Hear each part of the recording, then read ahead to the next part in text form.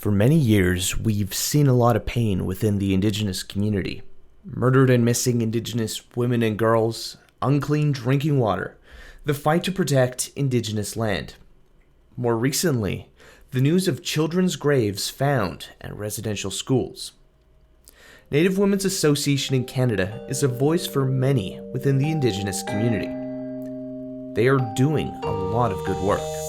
Lorraine Whitman is amazing, and it was an absolute pleasure to sit down with her to find out more about the organization and the Indigenous community. Deluisi Lorraine Whitman, grandmother white sea turtle, and president of Native Women Association of Canada. I come to you from Mi'kma'ki, unceded on traditional surrendered territory of the Mi'kmaq people. What is the Native Women Association of Canada? People usually use the acronyms NWAC. It's an organization that represents the Indigenous women, girls, and gender diverse. And when I say Indigenous, we represent the First Nation, the Métis, and the Inuit women, girls, and gender diverse community. We're a political voice of the Indigenous women, girls, and gender diverse people across Canada. We've been in existence since 1974, and it's been well known, for the work that we do, for the well-being of the people that we represent, and equality of the Indigenous women, girls, and gender diverse through advocacy, through education, through research and policy. We've been founded on a collective goal to enhance, promote, and foster the social, economic, cultural, and political well-being of Indigenous women within their respective communities and Canadian societies. For over 47 years, NWAC has been applying an intersectional, trauma-informed, culturally safe, gendered lens to support the needs of Indigenous women, girls, and gender diverse people. NWAC has established strong and lasting governance structures, decision making, and as well as reaching out, as well as the processes, the financial policies and procedures and networks to help achieve the overall work that we do at NWAC. And this is through the social, economic, the cultural, and the political voice that we best work for our people. How did you find out about NWAC, and why did you want to join it and become, a voice? As a young girl, I had been a youth in our community, and that's been well over 45 years ago. And I always believed in speaking up and speaking for the truth and equality, because there was a lot of racism, discrimination when I was younger, but it still is there. Sometimes I wonder if it's even more because we have the technology, the phones, the internet, tweets, and, how we Facebook and how we communicate. But I've always believed in the rights. I've been brought up from a family of 14 children. I have 7 brothers, 6 sisters, myself being one of the 7 daughters. My grandfather was chief of Bear River First Nation. My father was chief of Gluskap First Nation. And my sister was chief, and presently my younger brother is chief. So we've always been the political voice, advocating, defending rights for our people, and being brought under the matrilineal line of my mother. Her voice was very strong. Even though she was a very quiet woman, whenever she spoke, you heard what she had to say. She had been one that was brought up, there was residential school. There was a 60 school that my siblings were taken to. So we've lived in many of these areas where, it hasn't been a good life, but you make it the best that you can, and you never give up. So we've always been taught never to give up And I always went forward, working with the women, the girls. I myself had been in the political position as elected counselor for 17 years. I worked in the education. My education is in the field as rehabilitation practitioner, which I had, gone to university and college for. And I always felt, and it's been stressed to us by our parents, that education is so important.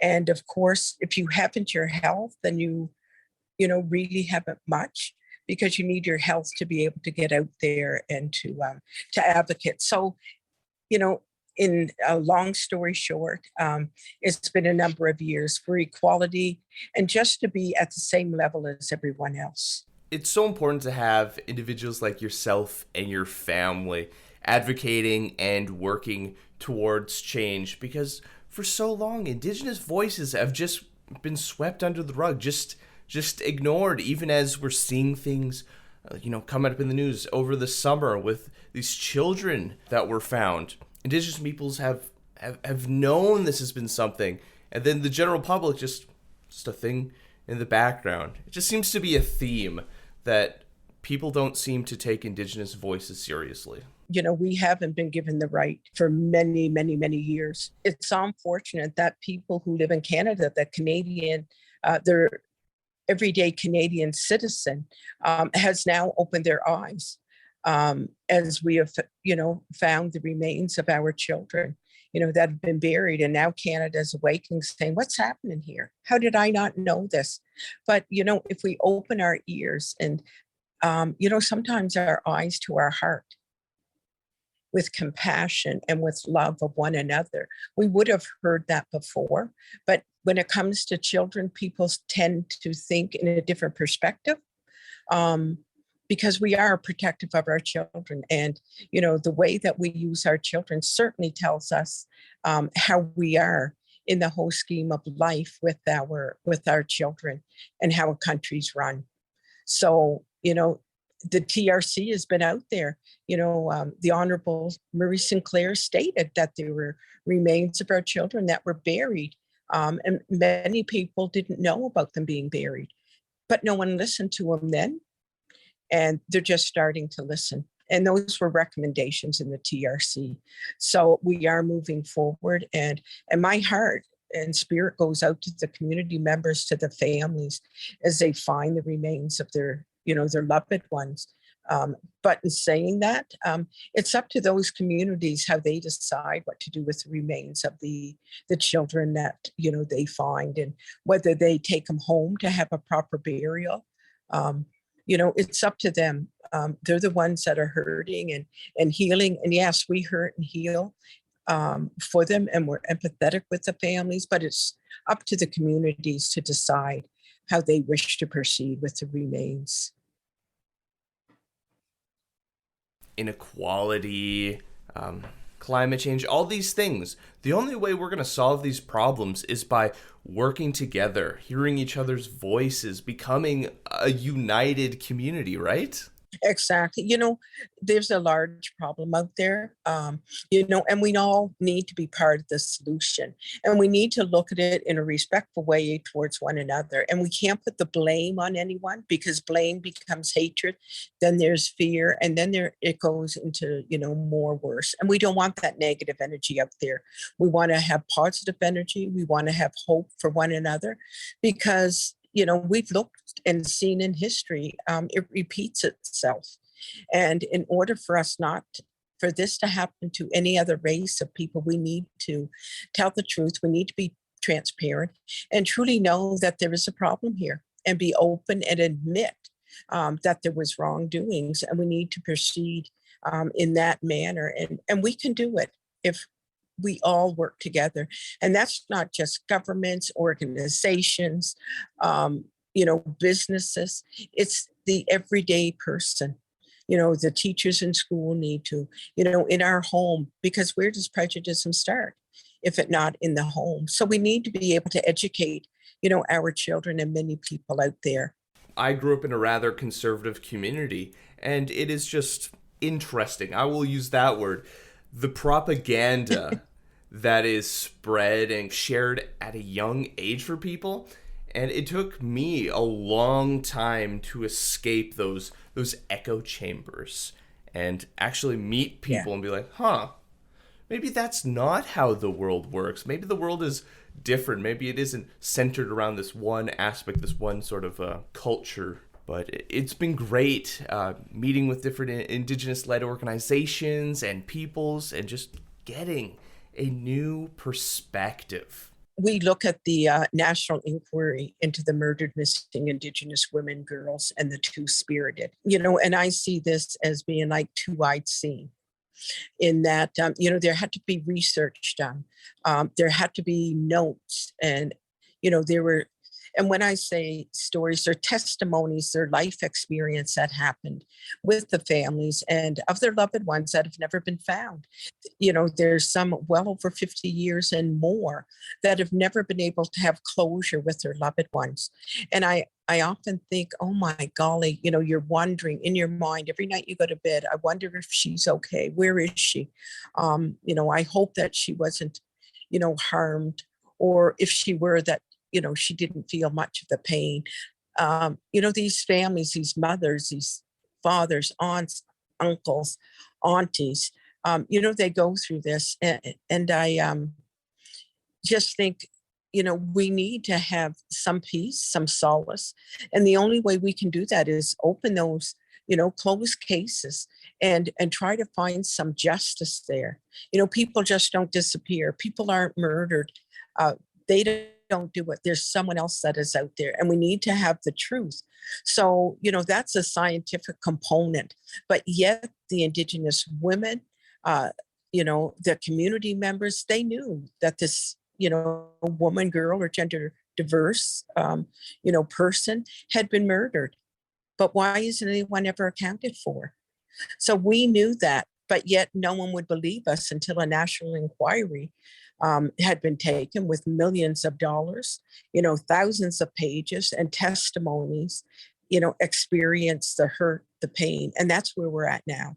We're aching, we're broken people because of it. And, the government, the church has to acknowledge and certainly look at these issues because they're so serious. There's so many systemic problems that have just been festering for so long. And with this inquiry, when we're looking at missing and murdered Indigenous women and diverse gendered peoples, has this inquiry and these conversations, I know the government keeps making promises, has there been any change in how can we protect these vulnerable people? Well, I haven't seen many changes. I know that the government has put out millions of dollars towards it, but we're waiting for it to see where it goes, who receives the dollars, and how it's laid out.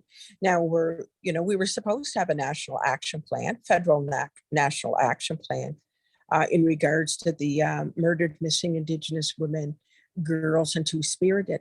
There was a document that was released, but it wasn't an action plan. So we at NWAC had did our own action plan. And, we had stated what needed to be done. We went through the, the calls for justice from the National Action Plan. And we put the objective, what we were doing, we cost analysis.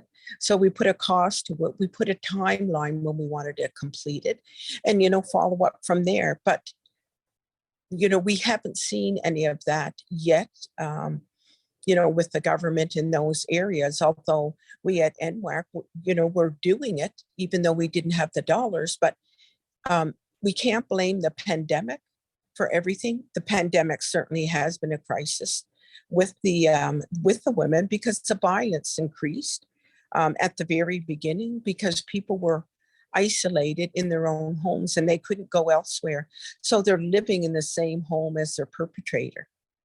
And it may not just be the woman, but there's, we know that, the housing are overextended, and there's, extended family members, grandparents are living in the home with their grandchildren or great grandchildren. So not only are the women abused, but the grandparents are as well.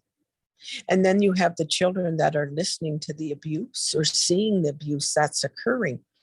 And this also, is going to have effect on these children. And again, it's going to be trauma that's going to go into intergenerational trauma. And we're already living with that, from the residential schools, the 60 scoop, and discrimination of all sorts, and systemic, in the healthcare system, the justice, it goes on and on. So, it's really difficult. But we at NWAC, as being one of the largest national organizations in Canada, should be at the table with the government, speaking for the needs, not the wants, but the needs that need to be there for our women and our girls and our gender diverse community, to be able to speak on their behalf and to have input into it. Intergenerational trauma. I think that's something that many within my generation and younger, and even like our parents, are starting to become more aware of. Although for many of us, we can't even comprehend the experiences that Indigenous folks have gone through. We're starting to have an understanding of just what intergenerational trauma can cause, and maybe there's an improvement in sympathy and empathy. So hopefully more people in my generation and slightly older get into positions of power or like politics, they'll understand, and we actually can work towards meaningful change. And I agree. I think we all have a place here, but in saying that, empathize, we understand that, but we don't want the sympathy. We don't want people to sympathize You're us. right. And when we look back, we look into, it goes further. We look into epigenetics, and that is, in our DNA. And if we look at it in that perspective, all of the hurt and pain that's come, it's like thousands of years that are in our DNA. And sometimes things affect us and we really don't know why. And it's because it's already happened and we're fighting with those. And, when we deal with what we deal with today, it's upfront, and we need to be open and transparent. And education is truly the only way that people are going to be able to understand. And that's the only way that we can work in a respectful way on both areas. What are some other programs and initiatives that NWAC is working on? Are there any projects or plans in this year? We've been working on a numerous of projects and what have you. At NWAC, especially with the pandemic. One of the most ambitious initiatives that we have at NWAC is and we're incredibly proud, of what this is, and it's our Resiliency Lodge program. And you may have heard of it in the paper, the news, we have spoke about it as well. So it's been out there. So it's shortly after we launched our first virtual Resiliency Lodge programming. It's to provide support across the country during COVID-19. The overwhelming response from both in-person and virtual programs has resulted in the rapid growth of these programs.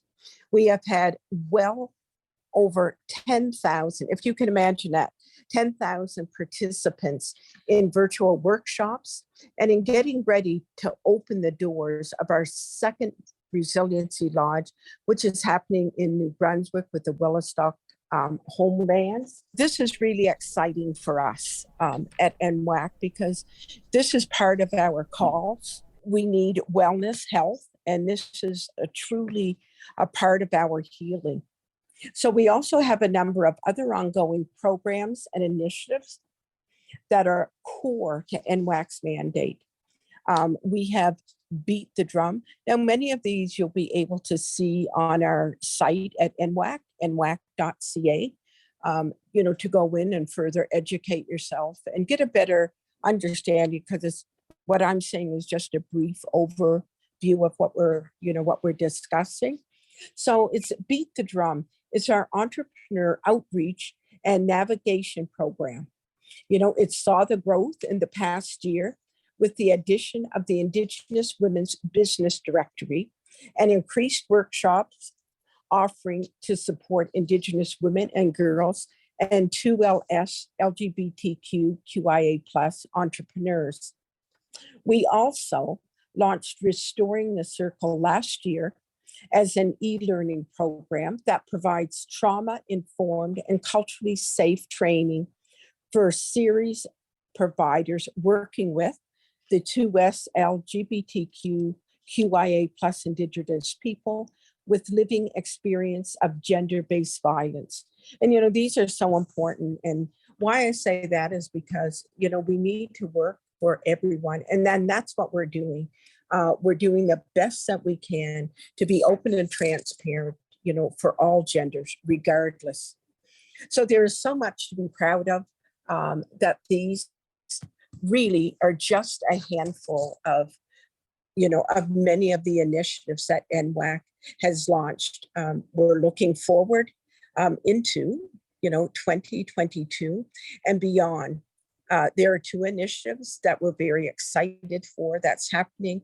The first one is upgrading our existing platform, Safe Passage, which is a national database dedicated to missing, murdered Indigenous women and two-spirited, educating tools and data collection. Over the next year, we will work to update this data, including increasing capacity of our existing MMIWG2S self-reporting tool. The expansion of this data will help increase accurate collection on MMIWG cases and further answers to call for justice. NADCA will also be opening our Social and Cultural Innovation Center this year, which will be the cultural hub for Indigenous women and 2S LGBTQIA+ people that supports economic resiliency and the site of NWAC's national office.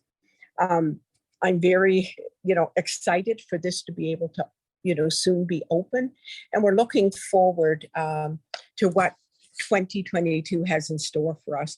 So those are just a few of the initiatives that we've been working on. But, adding to that, every single action makes a difference. We can talk about words, we can write it down, we can have reports, but many of these are put on a file, or they're in, put on a shelf to add dust. But we need to put these words into action. So every little bit of action that we take makes a difference. So, whether it be long-term or short-term, in order, to send an ongoing, to be able to end this genocide, of the missing, murdered Indigenous women, we need to have action, we need to have sustainable funding, and we need to work collaboratively, not just as partners. Government always uses the word partners. We need to reset the partnership. We're partners. Well, you know what? I want an ally. We need allies, people that are true to the word, that are on the same topic that we're on. They're going to be there so that we come to the end. It's almost, if I can put it in this term,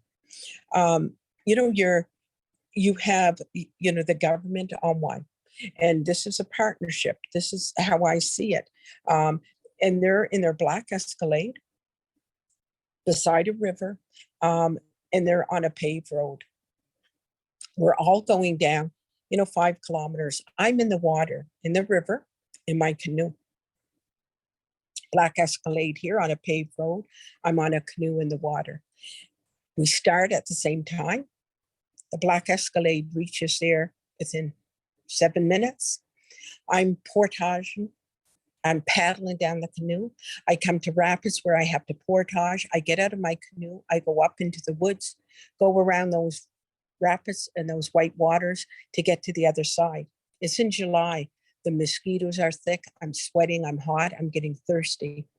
But I don't have water. I need to get to the end. I get back into the water and I start paddling again. I'm hot. The bugs are still with me. And then we come to a waterfall and you can hear it roaring. So I need to get to the bank and I need to portage again. But this portage is a lot more larger. The berries, the thickets are there, there's thorns. I go out and around, and then I come back down to clear waters, and I come back into the river again, and then I portage. And it has taken me over 5 hours to get to the end where we're to meet. So that partnership isn't of equal ground. But an ally is when we start, both of us in the river, in our canoes, and we go down that river together. We both are canoeing. We go and we portage. We meet all the barriers. We're thirsty, the bugs, the thickets, and the trees. And then we go back in. That is an ally to me, is going all the way with those barriers and challenges that we both face.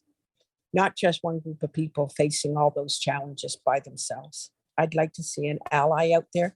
That's what I'd like to see, is an ally doing exactly what I do. When you're using partnership as the wording, it's very business and legal language.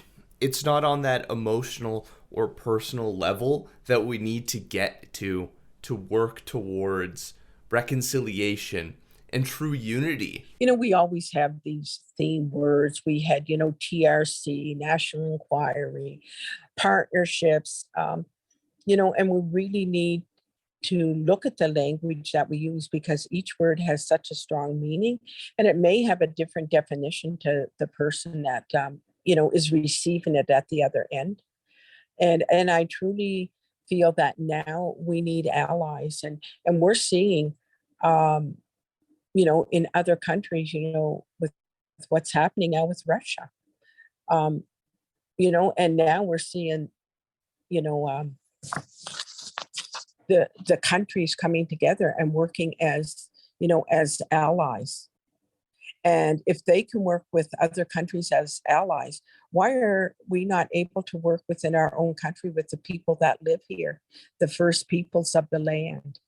There's a real othership that has kind of accumulated and cultivated within modern society. You have one group of people here, one group of people here, but we need unity. We're all a unified family. We're all humanity. Canada is a diverse country. We have many, we have different religions, we have different race, people of color, and we need to work together and embrace. When I look back hundreds of years ago in my territory of Mi'kma'ki, we embraced the British, the English, but we never ever anticipated, because we never had the ownership of land.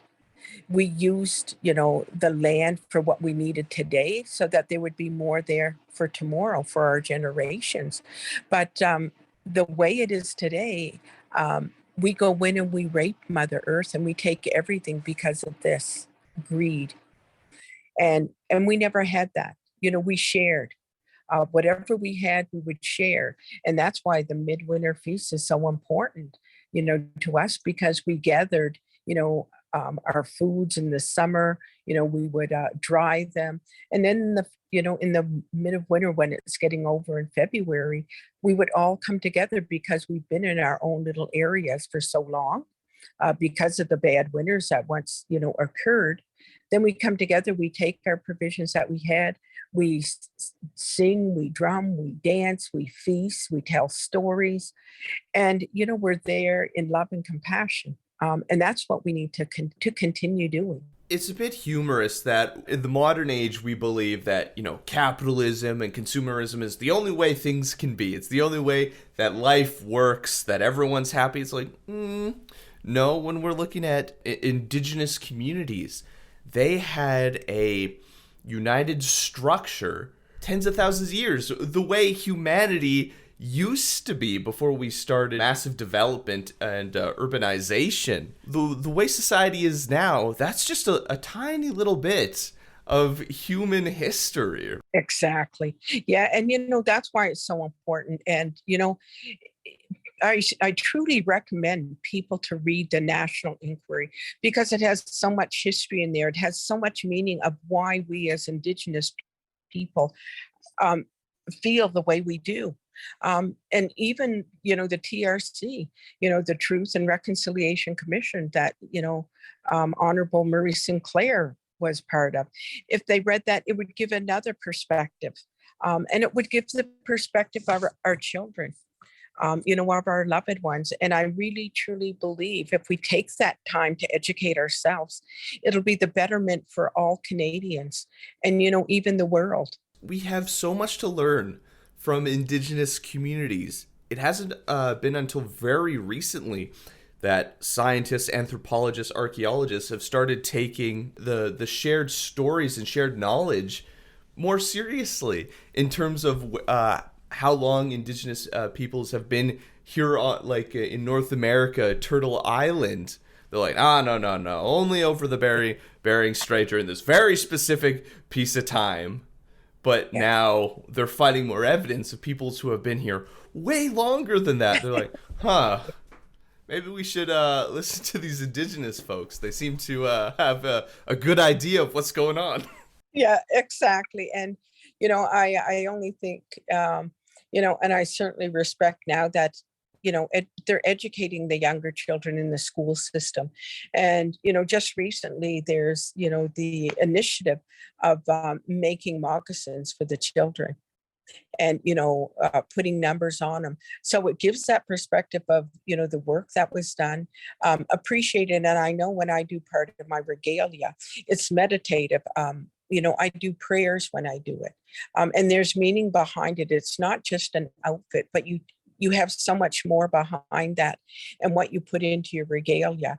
And, our ceremonies, our rituals that we do, smudging, for example, is I see people and it really frustrates me because all of a sudden they're learning about smudging. And, to me, it's very sacred. And they go, well, like on a whim, well, it's time for me to go smudge my house, smudge my room. And I think, no, what you use when you smudge, those are sacred medicines that we use. And how do we get these sacred medicines? How do we obtain them? When we need to know the background, what do these medicines mean? It's not just a perfume that you light and you just go through and done and over.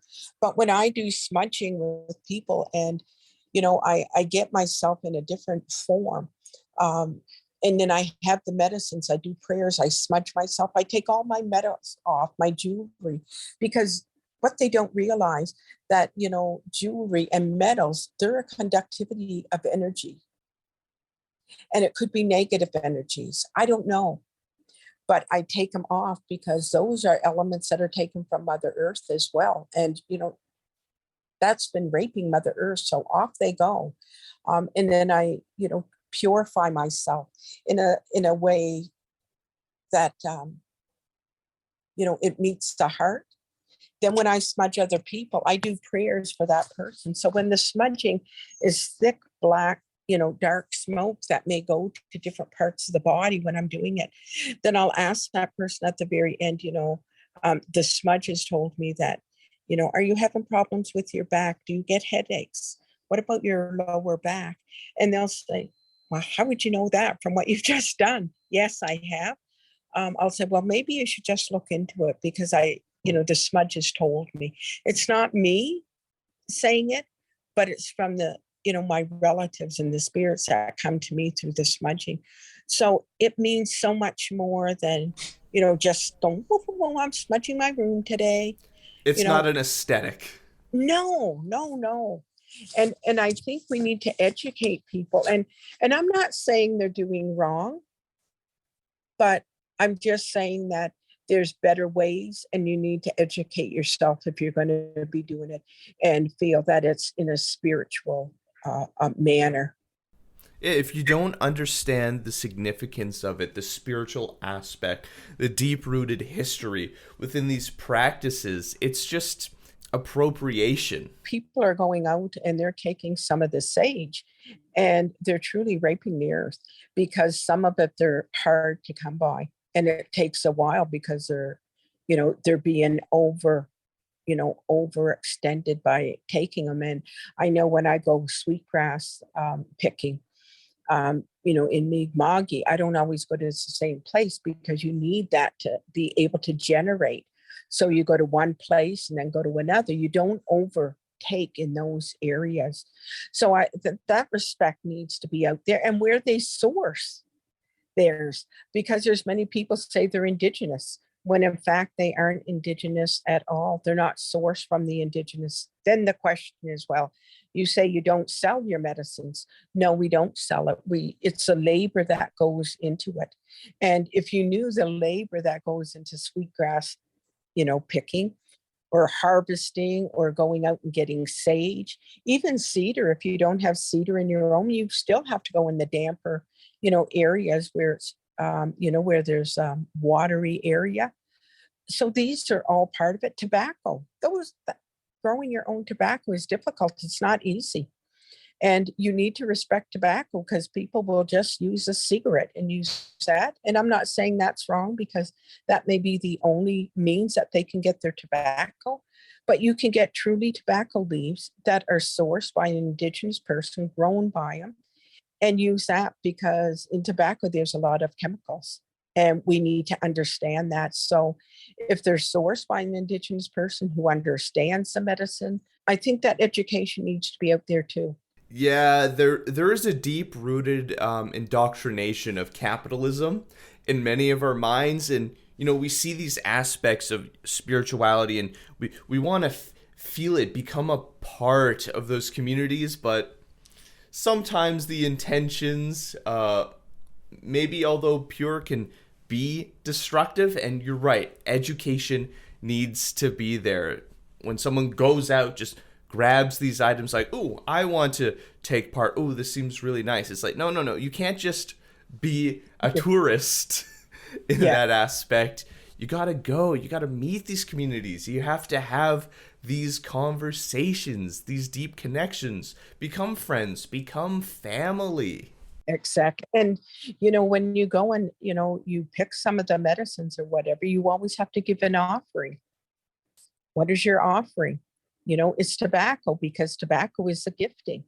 And people don't realize that. When you take, then you replace it with something else. And that's what we do with tobacco when I go out and I gather, or even when I get my porcupine quills from, porcupine, you still give that offering at that same time.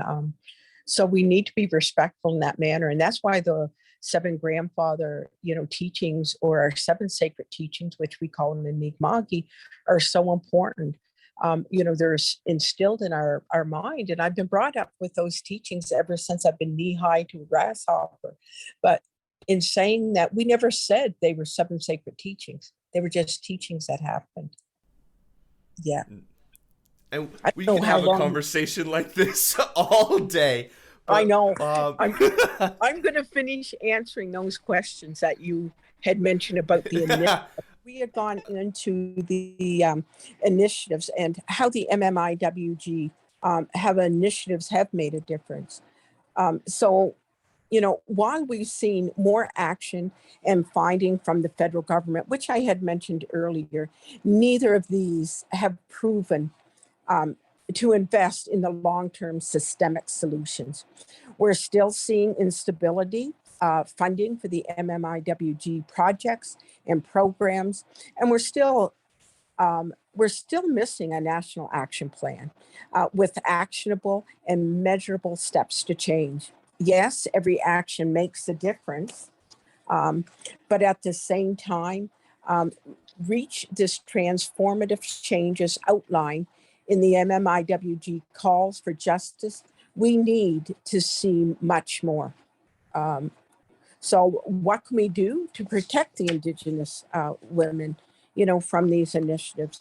First of all, and I will state again, we need to read the final report from the National Inquiry into Murdered Missing Indigenous Women and Girls and Two-Spirited, and answer the calls. We need to advocate with us. Action from everyone is required to end the MMIWG 2S genocide. From corporations to media outlets to the general Canadian public, So help protect Indigenous women, girls, and 2S LGBTQIA plus by answering the calls for justice. And Native Women Association of Canada, we did launch, our answers to the call, 16 days of activism to end violence against Indigenous women, girls, and 2S LGBTQIA people. So, how did it go? One of NWAC's core mandates is to advocate for Indigenous women, girls, and 2S LGBTQI plus people. And that's exactly what our Answer the Calls campaign did. Over 16 days of activism against gender diverse violence, we outlined key actions for the Canadian government, what they must take, take actions, and all Canadians must take, and actions that NWAC has already acted to end the ongoing genocide of the MMIWG-2S. So all of these actions were grounded in the calls for justice outlined in the National Inquiry into MMIWG and spoke to the immediate and urgent need for action to ensure the safety and well-being of the Indigenous women, girls, and the 2S LGBTQIA plus people. We have done, more in that area in the initiative. And I'll just go quickly into that, for the information. And that's in regards to the digital magazine that we've the edition, and we focused on the Indigenous youth. We have the NWAC magazine on NWAC's e-zine, and it seeks to amplify the voices and the issues of the Indigenous women and 2S LGBTQIA plus. We've been publishing it since January of 2021, and we are now working on our 11th issue. And again, you can read these issues that are on our nwac.ca site. And they're really interesting. They're, interviews. We have, Honorable Murray Sinclair on there. We have the young gal with a ribbon skirt. We have so much, information that we're bringing from the grassroots people. And those are the people that we're working for, and they need to be involved in whatever manner we can deal with and bring them to the forefront. In each edition, we try to explore one topic of relevance to Indigenous women. You saw the edition on youth, but we have also done issues on politics, the environment, sexism in the Indian Act, and a host of other topics. The most recent issue, From Seeds We Grow, it explores the relationship of Indigenous women and 2S LGBTQIA plus people have with the land, and tells stories of the reconnecting to the land through traditional food growing practices. Our next issue will be about the North. We'd like to be able to concentrate in different areas to bring life, and understanding, from the grassroots people to people who aren't in those areas. We also have the annual report, Reclaiming Our Place, Power, and Identity. Reclaiming our place, our power, and identity. Look back on important collaborative work NWAC engaged in over the course of 2021. The first portion of the report illustrates how NWAC's words, together with our provincial and territorial member associates. Those are known as our PTMAs. And these are the presidents and the members that sit on our national board, representing their women, their girls, and gender diverse in their community or provinces.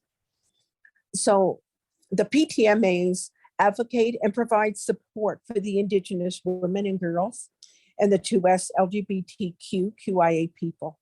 The annual report then outlines the key work each NWAC department undertook. Our annual report really puts on a display that volumes of work at NWAC does each year and the wide scope of our work as we seek to advance the well-being and equality of Indigenous women, girls, and 2S LGBTQIA plus people. This work will continue, and we are thankful to the PTMAs and to the staff for all they do working towards the collective workmanship that we do at NWAC. So in a nutshell, I hope that, I answered your questions for the work that we do. And I apologize that I can't, see that well, but. Lorraine, it was an absolute pleasure talking with you, having these great conversations. Where can people go to find out more about NWAC and the work you do? If you go on our site, NWAC, nwac.ca, you can look in the President's Corner. And when you look at the President's Corner, it'll say what I do every month. I put a monthly edition out, and it'll give you what I do. You'll also see our CEO report, Lynn Grew, and she, along with myself, we work, like two peas in a pod. And, we work, diligently for our women, for our community members. And, you can read her report. And it'll give you another initiative, our workshops that we've done, and, what the women deserve. Their voices need to be told. And although I'm the political voice, we need to hear from the grassroots people because their voice is so important. And I wouldn't be where I am if it weren't for them. If you have any stories you'd like us to share or communities we should highlight, leave a comment on our social media or reach out to us on our website. I'm Ryan Funk. This was You Talk, and have yourself a good one.